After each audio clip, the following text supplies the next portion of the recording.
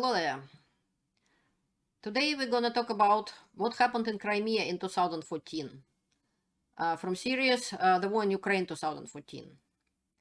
I'm Alina and this is my channel Enough. Welcome to my channel. Please like and subscribe. It will help to spread the truth. The picture you see on my screen, it's a billboard which was installed in Crimea, Ukraine, by Russia. It said on the March 16th we are choosing this or that. It means either Russia or fascist states with a barbed wire and so on.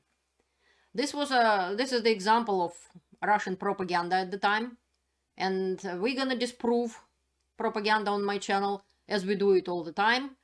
And today we will learn a lot of exciting things, new things, which many of you didn't know before, about the annexation of Crimea and Russian attack on Ukraine. So this is what we were gonna talk about, the facts about the war in Ukraine 2014 and Russian aggression, how the war in Ukraine started. This video is a continuation of previous videos on my channel briefly about Ukraine, and we will a little bit go back and remember a thing or two. But in general, you will see lots of new things. And we will answer a few questions, like why Putin thought that he can take Kiev in 3 days. And why did some experts from NATO believe in it? In this video, as I said, we will summarize the well-known facts about the Russian annexation of Crimea and aggression in Ukraine. But we will know several things which many people who even support in Ukraine and some Ukrainians don't even know and maybe never heard of. So it's gonna be very exciting. Please stay with me. If you already saw the beginning, you can, in different videos on my channel, you can skip to the next part.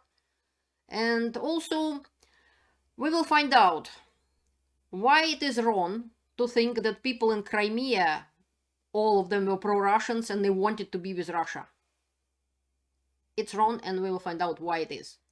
And why is there reason to believe that even many Russians in Crimea now no longer want to be with Russia.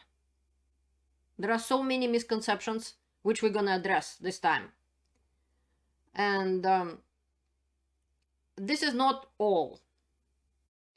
Another important questions are, why in 2014 Ukraine didn't put up a bigger fight? And why they didn't stop Russia from annexation Crimea at the time? Why didn't the world give Ukraine enough weapons in 2014 or in the beginning of 2022 in February when the invasion just started, in like February or March?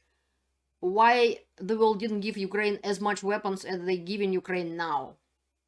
What reasons behind all of this? And also, so we will gonna talk about Crimea, and I'll introduce you to the very interesting international volunteer community in Forum Napalm, who did amazing investigations, which some of them you may never heard of or seen before. And I will provide you the evidence from that volunteer community group, very interesting evidence. And I will translate for you. We will see some Putin's comments, his lies about that it's not Russian troops in Crimea and then admitting it. We will see the several Ukrainian leaders who can, in particular Mr. Turchinov, Alexander Turchinov, who was a kind of temporary figure before, in between presidents in Ukraine. And we will find out a little bit more about ex-president of Ukraine at the time, Mr. Yanukovych, who ran away and abandoned his country. And we will talk about, I'll translate it for you, the speech of Igor Girkin-Strelkov. A little bit more about the speech. I show you a little piece in the past, but now I translated you bigger piece when he talking about Crimea and his personal involvement in it. And we will find the answers of the questions I was asking today. To answer these questions, I'll provide you information and facts from and evidence from Inform Napalm volunteer community, and translate a little bit of a big interview from Alexander Turchinov, which can help us to understand what actually happened there. Let's dive into it. As I said, we're gonna continue this my playlist and talking about just the facts and the state of Ukraine. So number one, what happened when Ukrainian Soviet Socialist Republic became again an independent state, and they had a vote. The whole Ukraine, all parts of Ukraine had a vote, as you find out in my first video, and this is Crimea. So Crimea voted as well. Crimea voted 54% to be independent country Ukraine, and 57% voted the city of Sevastopol, which was Russian military base, which Ukraine allowed to be there. And so Ukraine and Crimea made their choice at the time. From my second video, you will find out about Russia and about the Budapest Memorandum. And so you're welcome to watch these videos, and you will find out more about that if you're interested. So the facts are, in 1991, Act of Declaration of Independence of Ukraine was signed, and Ukraine kind of re-established state independence. Number two, in 1994, the Russian Federation, Ukraine, United Kingdom, and United States signed Budapest Memorandum, and according to that document, Ukraine gave the whole its nuclear stockpile to Russia in exchange of protection from all the countries who signed the memorandum, and they were supposed to protect independence of Ukraine and its borders and never attack it, and so on. So this were the situation in the past, and Vladimir Putin personally, as you can see in this my video, who and when started the war in Ukraine, agreed with it when he was giving interview, for example, to ADR channel in Germany in 2008. He said he respected the borders of Ukraine, and Crimea is a part of Ukraine. It wasn't even a question. He was just talking about Crimea automatically as a part of Ukraine, as it was. He's saying there was no ethnic conflict in there. There was no problems, big problems or anything to speak of, in his opinion, at the time. So he was agree with it as well. And so after that, Putin broke the agreement and attacked Ukraine. And that's what we're going to talk about it. I'll turn off my video so you could see the screen better, because it's more important than to look at me. And we're gonna continue. In one of my videos, or maybe several, I already showed you this document before. This is why it is wrong to say that majority of people of Crimea wanted to be with Russia and this and that, and wanted Crimea be part of Russia before 2014. No, they were not. This is public opinion survey, residents of Autonomous Republic of Crimea, May 16th, 30th, 2013. It's done not by Russia, not by Ukraine. It's done by International Republican Institute, Baltic Surveys Ltd, the Gallup Organization Rating Group Ukraine, and with funding from the United States Agency for International Development. So it's well-respected international organizations who did several researches, and several polls was done. I seen many of them. This is one of the most interesting one because it's also done in several years. And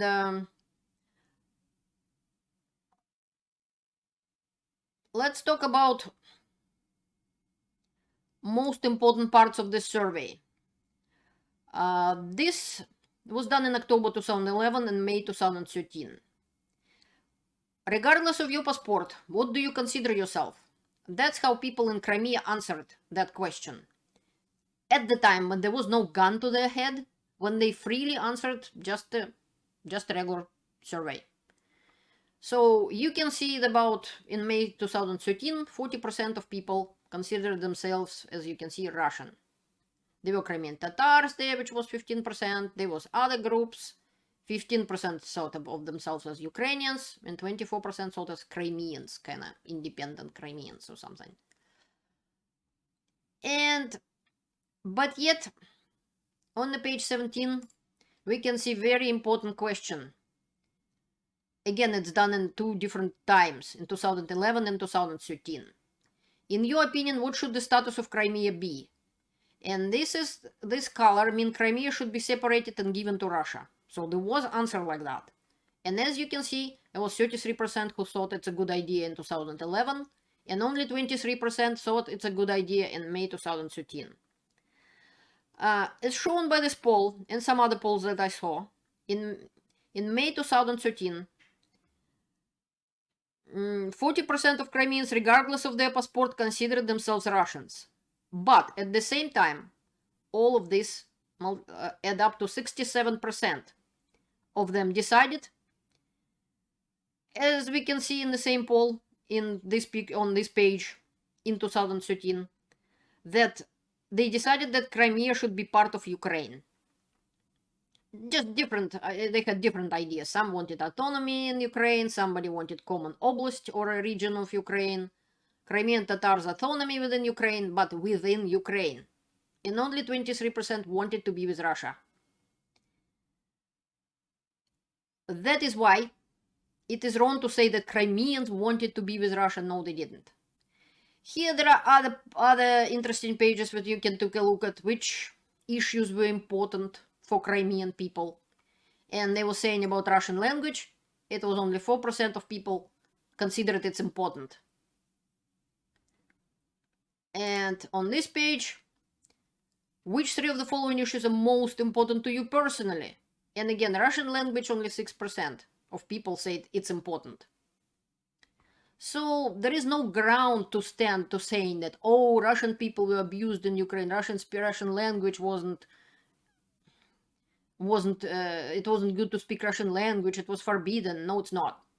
Even now, when there is a war going on for over 300 days, they still speak in Russian, even on the front, because that's the language everybody understands. Not everybody knows Ukrainian, and many people, Russian-speaking people, fighting on the front, and they speak Russian.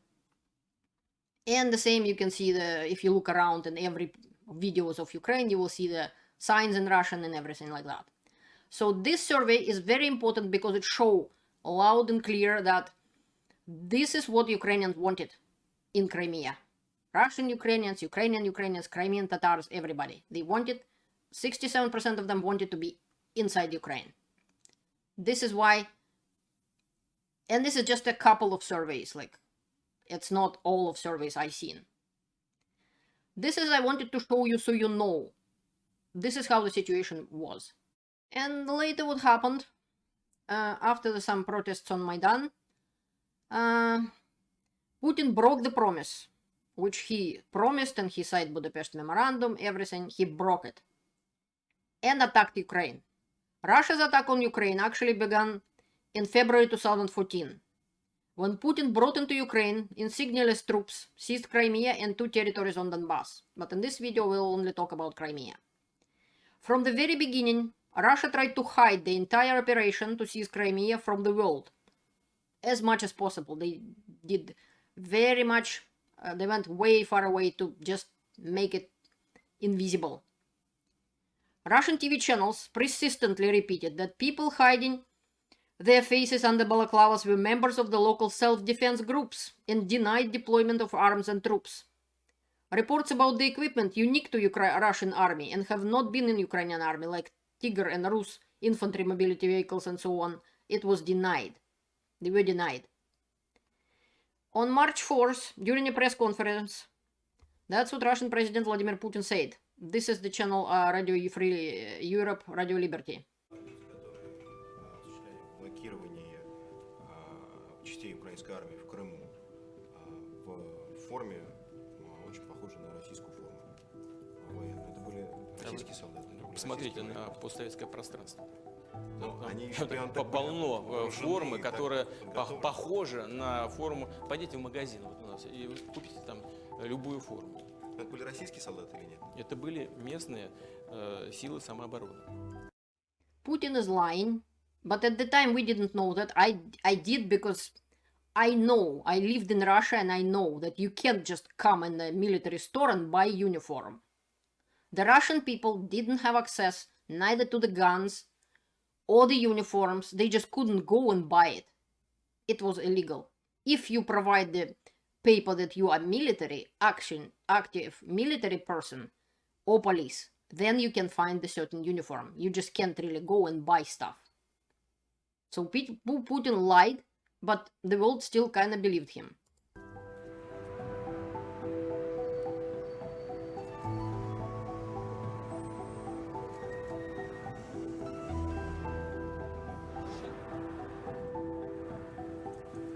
Я дал поручения и указания Министерству обороны. Ну, что скрывать, под видом усиления охраны наших военных объектов в Крыму перебросить туда спецподразделения Главного разведуправления и силам морской пехоты, десантников. Look at his face. Look how he was very happy about what he was saying. Конечно, это факт. And this is 17th of November 2014, so this is a little bit earlier than the previous speech you just saw. Мы никогда его не скрывали. Наши вооруженные силы, прямо скажем, блокировали вооруженные силы Украины, расквартированные в Крыму. Oh, he said we never hided it before. Wow. Unbelievable. After Putin's press conference in March, the next day after his speech, Russia's defense minister Sergei Shoigu said that the photos and videos of the Russian military men operating in Crimea in the uniforms without insignia were provocation. Remember, I told you that's a favorite Russian word. When asked by journalists whether there were any Russian troops in Crimea, Shoigu replied absolutely no. And yet, on November 17th, Putin just admitted it. This man, you already seen a piece of this interview in some of my other videos, but this is a different one. The same video, just different piece of it, which I translated for you. This man, Igor Girkin-Strelkov, he played a key role in the illegal annexation of Crimea, and he personally admits that on camera. He's proud of himself. The Bellingcat investigation team proved that Igor Girkin-Strelkov and Igor Plotnitsky, leader of so-called Lugansk People Republic, were sent to Ukraine by the FSB. And the proofs of that you will see in one of my videos. The invasion of Crimea and the two territories in Donbass, Ukraine, in 2014 by Russia was aggression and a gross violation of the norms of international law and the beginning of the war in Ukraine. One of the Igor Girkin-Strelkov statements: "But I still pulled the trigger of the war. If our detachment had not crossed the border, in the end everything would have ended as in Kharkov, as in Odessa. So nothing would have happened, basically." What else he said? I just summarize it and then you see it of him saying it. He and his troops, citizens of Russia, forcibly drove the Crimean deputies of Parliament Verkhovna Rada of Crimea at gunpoint into the hall to vote for a referendum of succession from Ukraine. B. So-called Donetsk People's Republic and Lugansk People's Republic could not become part of Russia like Crimea only because there was no Russian army bases in these territories in 2014. So according to Girkin-Strelkov, Crimea became Russian territory only because of the presence of the Russian army there, Russia's invasion of Ukraine.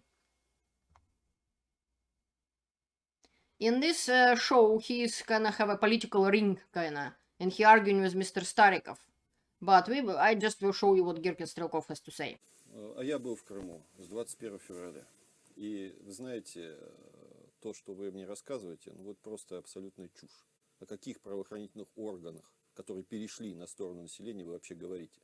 На сторону населения, подчеркиваю, не органов власти, перешел только Беркут. Остальные органы МВД находились под властью Киева и выполняли приказы Киева. Я это видел своими глазами. Да, выполняли неохотно. Да, выполняли спустя рукава.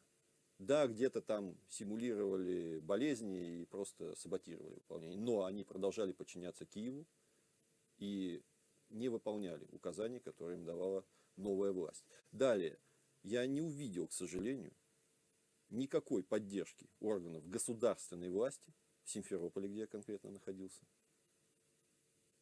Не увидел. Не было ее. Депутатов собирали ополченцы, чтобы загнать их в зал, чтобы они приняли. Чего ж там говорить-то? Да, я был одним из командиров этих ополченцев. Я это все видел изнутри, собственными глазами. То есть две ваших составляющих, они просто уже не работают. Я уж про армию вообще не говорю, про украинскую. Силовики основные кто? Армия.